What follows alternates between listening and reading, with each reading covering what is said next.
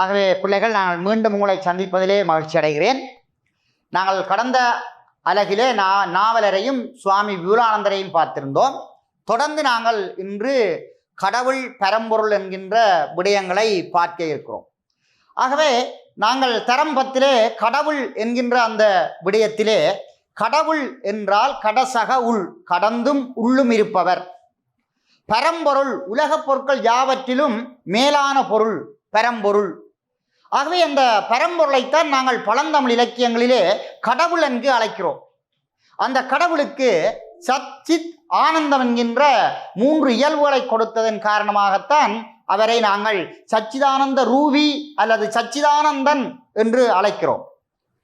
அந்த சச்சிதானந்தன் என்று சொல்லப்படுகின்ற அந்த இறைவனுக்கு 8 குணங்கள் வழங்கப்படுகிறது, 8 குணங்கள் வழங்கப்படுகிறது.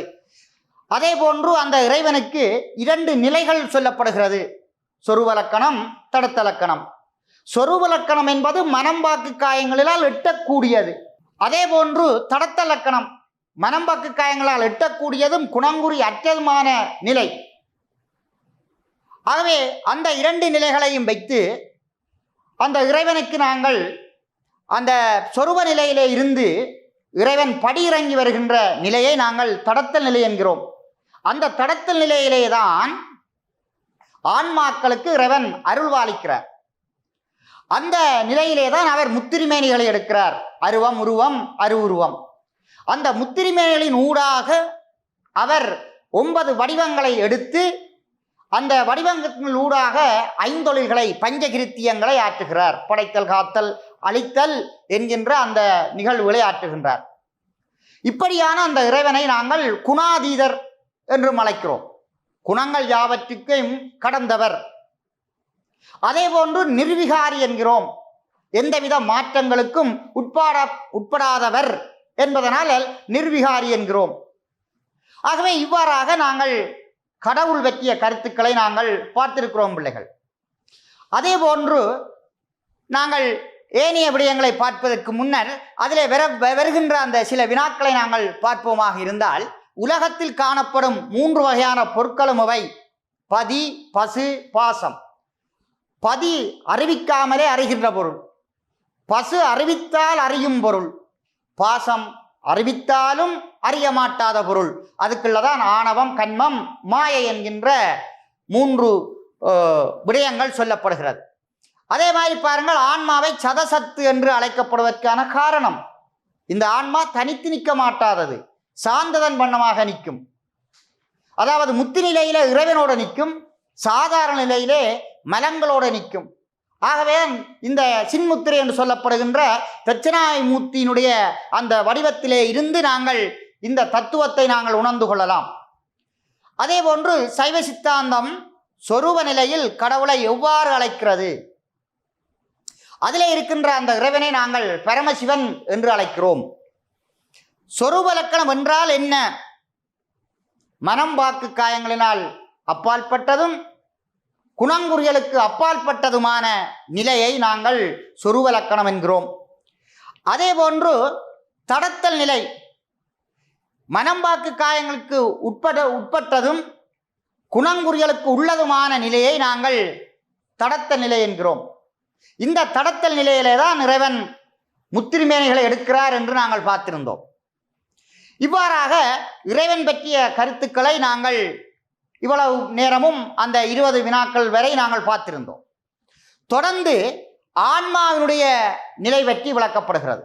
அப்ப சைவ சித்தாந்தத்திலே ஆன்மா அறிவித்தால் அறியக்கூடியது, நித்தமான பொருள், எண்ணிக்கையில் பல, சாந்ததன் வண்ணமாக நிற்கும், அதனுடைய இயல்புகள். அவ்வாறான அந்த ஆன்மாவினுடைய இயல்பு யாது என்று இங்கே வினாவப்பட்டிருக்கின்றது. ஆகவே அறிவித்தால் அறியக்கூடியது, நித்தமானது, பாசத்தையே பதியையோ சார்ந்து நிற்பது, அதான் சதசத்து என்று நாங்கள் அழைக்கிறோம். ஆன்மாவுக்கு ஒரு இன்னொரு பெயர் சதசத்து. ஆகவே இவ்வாறாக இந்த பசுவினுடைய இயல்புகள் சொல்லப்பட்டிருக்கின்றது. தொடர்ந்து ஆணவ மலம் பற்றி நாங்கள் பார்ப்பதற்கு முதல் இந்த பசுவுக்கு ஆன்மாவினுடைய வகைகள் பற்றி இங்கே சொல்லப்படுகிறது. அப்போ இந்த 3 வகையான ஆன்மாக்கள் சொல்லப்படுகிறது. விஞ்ஞானகலர், பிரளயாகலர், சகலர். அதாவது மலங்களை அடிப்படையாக கொண்டு ஆன்மாவை நாங்கள் பின்வருமாறு வகைப்படுத்தலாம். இதிலே சகலர் என்று சொல்லப்படுகின்றவர்களுக்கு ஆணவம், கன்மம், மாயை என்று சொல்லப்படுகின்ற 3 மலங்களும் இருக்கும். அவர்களை நாங்கள் திரிமலத்தார் என்று அழைக்கிறோம்.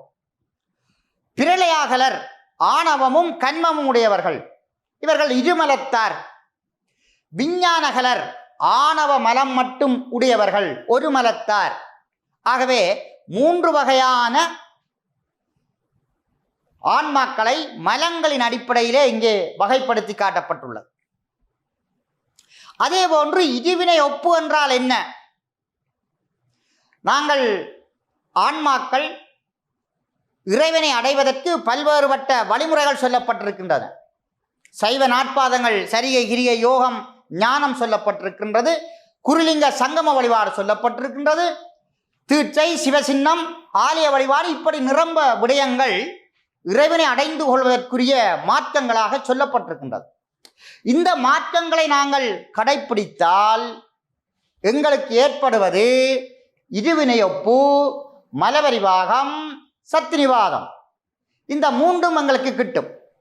ஆகவே இருவினை ஒப்பு என்றால் விருப்பு வெறுப்பற்ற நிலை, அதாவது செம்பையும் பொன்னையும் ஒப்ப நோக்குன்ற நிலை பிள்ளைகள். அதைத்தான் நாங்கள் இருவினை ஒப்பு என்கின்றோம். மலபரிவாகம் மலங்களில் இருந்து விடுபடுதல், ஆணவம், கன்மம், மாயை என்று சொல்லப்படுகின்ற மலங்களில் இருந்து நாங்கள் விடுபடுதலை மலபரிவாகம் என்கிறோம். சத்தினிவாதம் இறைவனுடைய திருவருள் எங்களுக்கு கிடைத்தல், அதுதான் முத்தி இன்பம், பேரின்பம் என்று நாங்கள் சொல்லுகிறோம். ஆகவே அந்த அடிப்படையிலே தான் இருவினை ஒப்பு என்றால் என்ன? அப்ப இருவினை ஒப்பு என்றால் விருப்பு வெறுப்பற்ற நிலை. அதே போன்று மலபரிவாகம் என்றால் மலங்களில் இருந்து விடுபடுதல். தொடர்ந்து நீங்கள் பார்த்தால் சத்தினிவாதம் இறைவனுடைய அருள் எங்களுக்கு கிடைத்தல், அல்லது இறைவனுடைய அருள் எங்கள் மீது படிவது, முத்தி. அதே போன்று அடுத்த விடயம் கன்மம் எத்தனை வகைப்படும், அவை எவை? அப்போ நாங்கள் ஒரு வினா மட்டும்தான் அதிலே போடப்பட்டுள்ளது. ஆனால் கன்மம் என்றால் பிள்ளைகள் வினை அல்லது செயல். இது நல்வினை, தீவினை. இந்த நல்வினை தீவினையை நாங்கள் சிவ நல்வினை, பசு நல்வினை என்கிறோம். அதே போன்று சிவ தீவினை, பசு தீவினை என்றும் அதை பிரித்து கொள்கிறோம். இவ்வாறாக வினையை, கன்மத்தை நாங்கள் வகைப்படுத்திக் கொள்கிறோம். ஆனால் இந்த கன்மத்தை நாங்கள் மேலும் 3 வகையாக பிரித்து பார்க்கிறோம். சஞ்சிதம், பிராரத்தம், ஆகாமியம். சஞ்சிதம் என்பது எஞ்சிய வினை, பழைய வினை, தொகுப்பு வினை. பிராரத்தம் என்பது அனுபவித்துக் கொண்டிருக்கிற வினை, தற்போது நாங்கள் அனுபவித்துக் கொண்டிருக்கிற வினை பிராரத்தம். ஆகாமியம், நாங்கள் இந்த புதிய வினைகளை ஆகாமியம் என்கிறோம். புதிய நாங்கள் வினைகளை அனுபவித்துக் கொண்டிருக்கின்ற போது இன்னும் பல வினைகளை செய்கிறோம், அதை நாங்கள் ஆகாமியம் என்று அழைக்கிறோம். ஆகவே இந்த கன்மம் என்றால் என்ன என்று பார்க்கின்ற போது வினை அல்லது செயல் என்று நாங்கள் சொல்லுகிறோம். அந்த கன்மத்தை எத்தனை வகைப்படும், அவை எவை?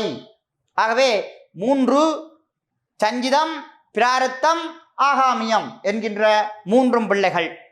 ஆகவே கன்மம் பற்றி நாங்கள் அந்த விடயங்களை பார்க்கிறோம். தொடர்ந்து ஆணவத்தை பற்றி நாங்கள் சில கருத்துக்களை பார்க்க வேண்டும். ஆணவம் என்றால் நான் என்ற அகங்காரத்தையும் எனது என்ற மகங்காரத்தையும் உடையது ஆணவம். இந்த ஆணவத்தை நாங்கள் மூலமலம், இருள்மலம், சகசமலம், கொடிய மலம் என்றெல்லாம் அழைக்கிறோம். இந்த ஆணவம் ஆன்மாவோடு கூடி பிறந்தது என்பதை விளக்குவதற்கு நாங்கள் செப்பிற் களம்பு போல, கடல் நீரில் உப்பு போல, நெல்லுக்கு உமி போல என்று உவமைகள் மூலம் சொல்லுகிறோம். ஆன்மா எப்போது வந்ததோ அப்போதே அதனோடு கூடி பிறந்த மலம் ஆணவம் என்கின்றோம். இந்த ஆணவத்துக்கு 8 குணங்கள் சொல்லப்படுகின்றது.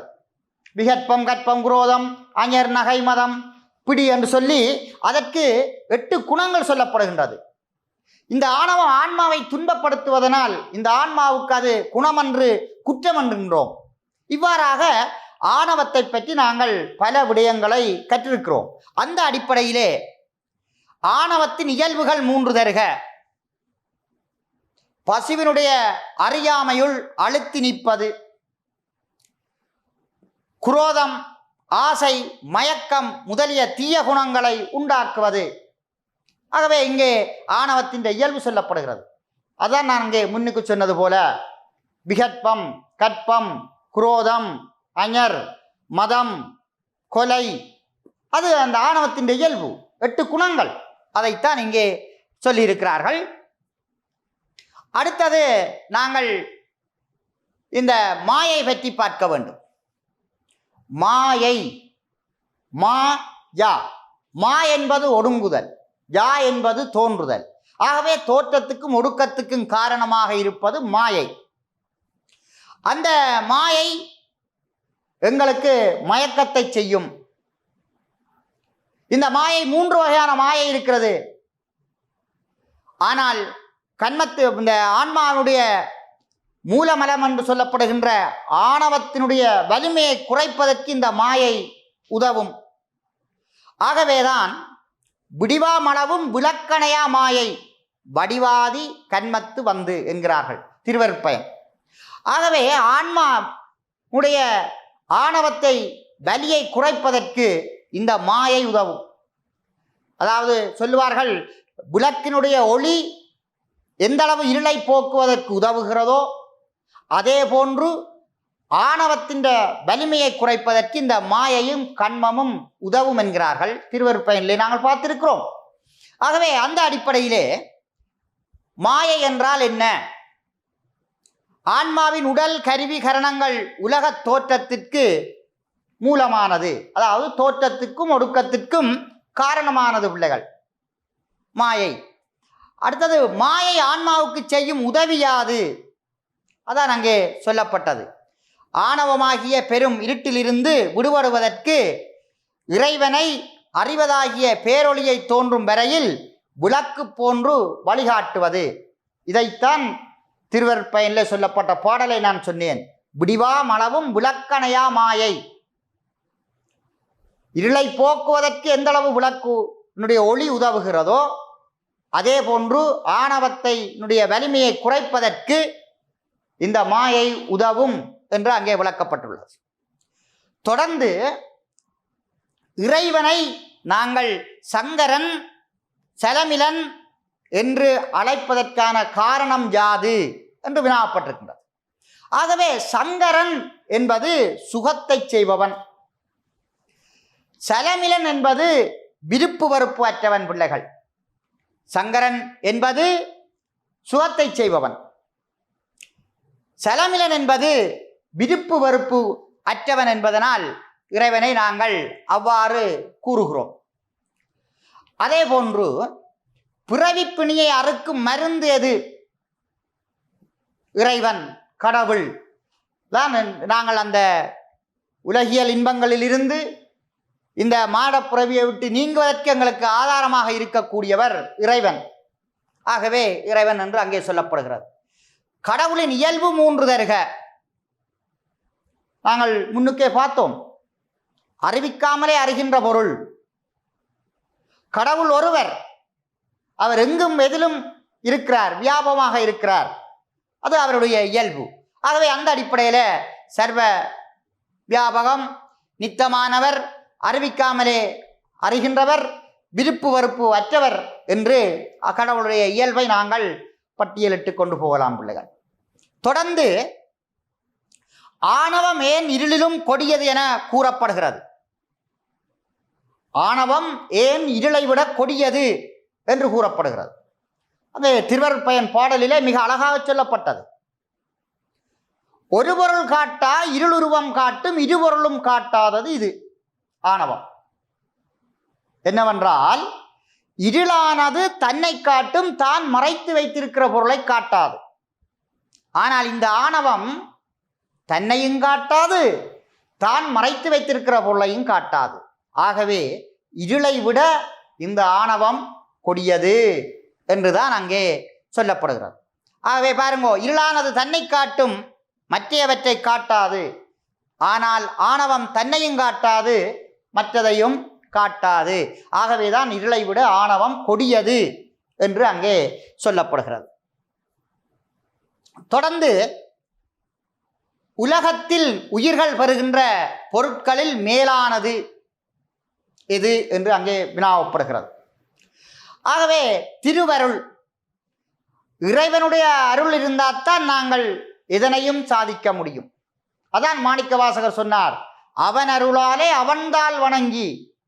இறைவனை வணங்குவதென்றாலும் இறைவனுடைய அருள் எங்களுக்கு கிட்டினால்தான் அந்த பேறு கிடைக்கும். ஆகவே உலகத்து உயிர்கள் பெறுகின்ற பொருட்களில் மேலான பொருள் என்னவென்றால் அது திருவருள். அடுத்தது பாருங்கள் பிள்ளைகள், திருவருட்பயன் கூறும் திருவருளின் இயல்பு யாது? ஆகவே இந்த அலகிலே திருவருட்பயன் பற்றி சில கருத்துக்களை நாங்கள் பார்த்து கொள்ள வேண்டும். இந்த திருவருட்பயன் உமாவதி சிவாச்சாரியாரால் அருளப்பட்டது. சித்தாந்த அட்டக நூல்களில் ஒன்று. இது 100 பாடல்களை கொண்டது, 10 அதிகாரங்களை உடையது இந்த திருவருட்பயன். இதிலே முதலாவது அதிகாரம் பதிமுதுநிலை, 2வது அதிகாரம் உயிரவ நிலை, 3வது இருள்மல நிலை, 4வது அருளது நிலை என்று இதன் அதிகாரம் 10 அதிகாரங்களும் சொல்லப்படுகிறது. ஆகவே பிள்ளைகள், இந்த திருவருட்பயனிலே சொல்லப்பட்ட திருவருளின் இயல்பு யாது என்று அங்கே வினாவப்பட்டிருக்கின்றது. ஆகவே முதல் அந்த நூலை பற்றி நீங்கள் அறிந்திருக்க வேண்டும். அந்த அடிப்படையிலே தான் இருளை கெடுக்கும் ஒளியாக காணப்படுவது எது? திருவருள். எங்களிடம் திருவருள் இருந்தால் எங்கிட்ட இருக்கின்ற அறியாமை எங்களை விட்டு நீங்கிவிடும். ஆகவே இறைவனுடைய அருள் எங்களுக்கு கிட்டும் போது இந்த அறியாமையிலே இருந்து நாங்கள் விடுவித்துக் கொள்ளலாம்.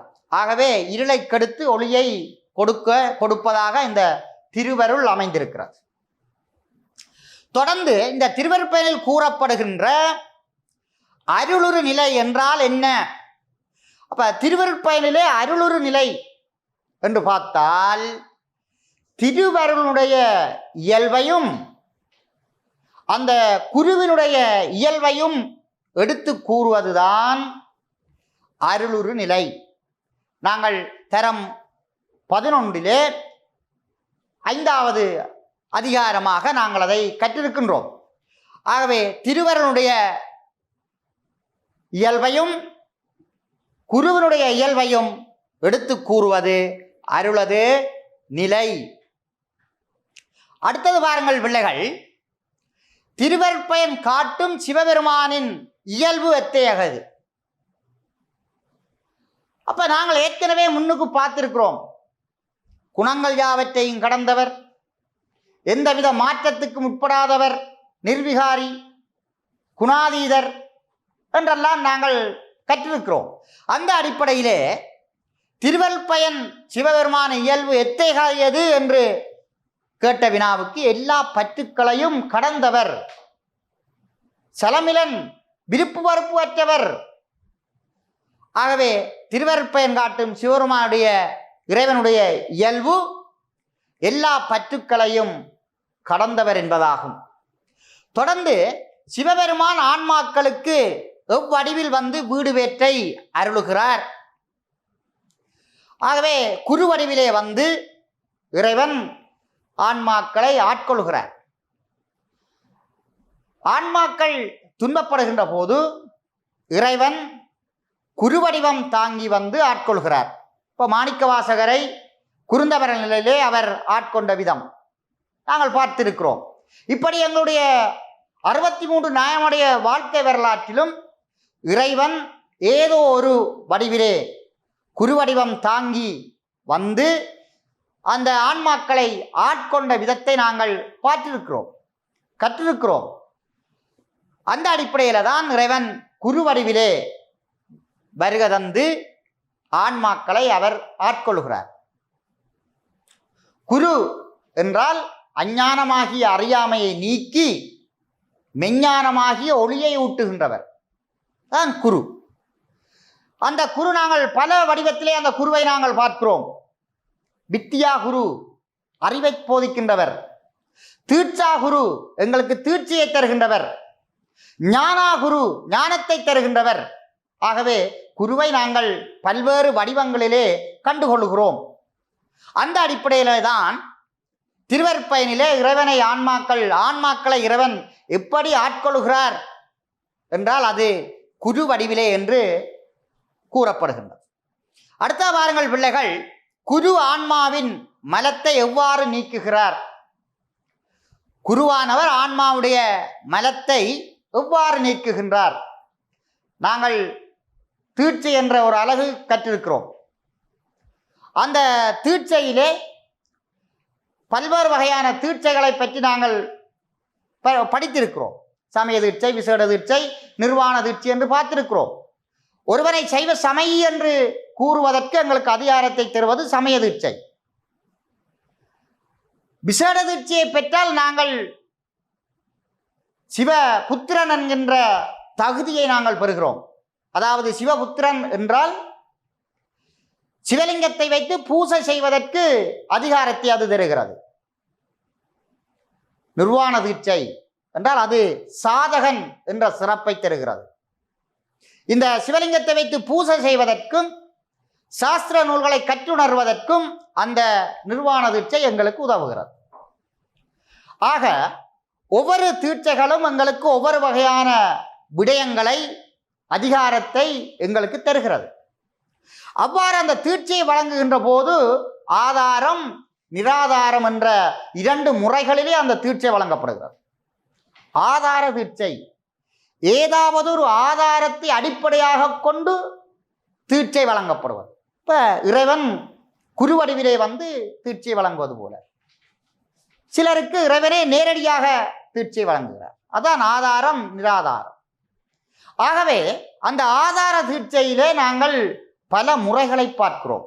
நயன தீட்சை, ஸ்பரிச தீட்சை, வாசக தீட்சை, யோக தீட்சை, ஔத்திரிய தீட்சை என்று நாங்கள் தீட்சையினுடைய வழங்குகிற முறைகளை பார்க்கிறோம் பிள்ளைகள். அப்ப அங்கே நயன தீட்சை, நயனம் என்றால் கண். குருவானவர் சீடனை உற்று நோக்குவதனால், பார்ப்பதனூடாக வழங்கப்படுவது நயன தீட்சை. ஆக குரு ஆன்மாவின் மலத்தை எவ்வாறு நீக்குகிறார் என்ற இந்த வினாவுக்கு நான் இப்போது சொல்லதை அடிப்படையாக கொண்டு நீங்கள் பார்த்தால், குருவானவர் தன்னுடைய திருவருளானது நேரே நின்று மலங்களை போக்காது. ஒரு குரு வடிவை கொண்டு பார்வையாலும் பாவனையாலும் நீக்கும். ஆக இறைவன் ஏதோ ஒரு வடிவிலே வந்து பல முறைகள் இருக்கின்றன. அதில் ஏதாவது ஒரு முறையிலே அந்த மலத்தை அவர் நீக்குவார். ஆக இவ்வளவு நேரமும் நாங்கள் இந்த திருவருட்பயனிலே சொல்லப்பட்ட சில வினாக்களை நாங்கள் பார்த்திருக்கிறோம் பிள்ளைகள். அதிலே நீங்கள் வரக்கூடிய வினா என்று நாங்கள் பார்த்தால், கடந்த காலங்களிலே திருவருட்பயன் யாரால் பாடப்பட்டது? உமாவதி சிவாச்சாரியார். இது சித்தாந்த அட்டக நூல்களிலே ஒன்று. இது எத்தனை பாக்களை கொண்டது? 100. எத்தனை அதிகாரங்களை கொண்டது? 10. அதில் 2 அதிகாரங்களை குறிப்பிடுக. இவ்வாறாக அதிலே வினாக்கள் தொடுக்கப்படலாம். அந்த அடிப்படையிலே நாங்கள் சில வினாக்களை இங்கே பார்த்திருந்தோம். இந்த பகுதியிலே சைவ சித்தாந்தத்திலே வரக்கூடிய வினாக்கள் தொடுக்கப்பட்டிருந்தது. அதிலே முதலாவது இறைவனை பற்றி நாங்கள் பார்த்தோம். கடவுளுடைய இயல்புகளை பற்றி பார்த்தோம். அதே போன்று இந்த உலகத்தை இறைவன் எவ்வாறு படைத்தார் என்பதை நாங்கள் தரம் 11 பரம்பொருள் என்ற பாடத்திலே நாங்கள் கற்றிருக்கிறோம். நாங்கள் சிறுவர்களாக இருக்கின்ற போது இந்த உலகத்தை யார் படைத்தார் என்றால் சின்னவர்கள் கூட சொல்லுவார்கள், இறைவன் படைத்தார். ஆனால் சைவ சித்தாந்தத்திலே இந்த உலகத்தை இறைவன் மாயையினூடாக படைத்தார். ஏனென்றால் இந்த உலகம் ஒரு சடப்பொருள், இறைவன் ஒரு சித்துப்பொருள். ஆகவே ஒரு சித்துப்பொருளில் இருந்து ஒரு சடப்பொருள் ஒருபோதும் தோன்றாது. ஆக இறைவன் மாயையை கொண்டு இந்த உலகத்தை படைத்தார். அப்போது இறைவனுக்கு இழுக்கில்லை. ஏனென்றால் மாயையும் ஒரு சடப்பொருள், இந்த உலகமும் ஒரு சடப்பொருள். ஆகவே மாயையில இருந்து இந்த உலகம் படைக்கப்பட்டது. ஆகவே இந்த உலக படைப்புக்கு முதல் காரணம் எது என்றால் அது மாயை என்பதையும் நாங்கள் இந்த இடத்திலே அறிந்து கொள்ள வேண்டும்.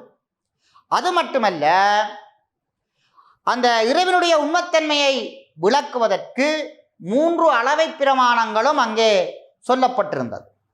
15 வகையான அளவை பிரமாணங்கள் இருக்கின்றது.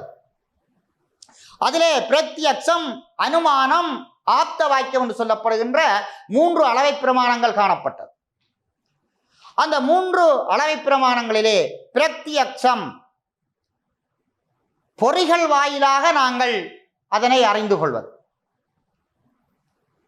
அனுமானம், அனுமானித்து நாங்கள் அறிந்து கொள்வது. ஆப்த வாக்கியம், ஞானிகள் சித்தர்களுடைய உரையின் அனுபவத்தின் வழியாக நாங்கள் அதை கற்றுணர்வது.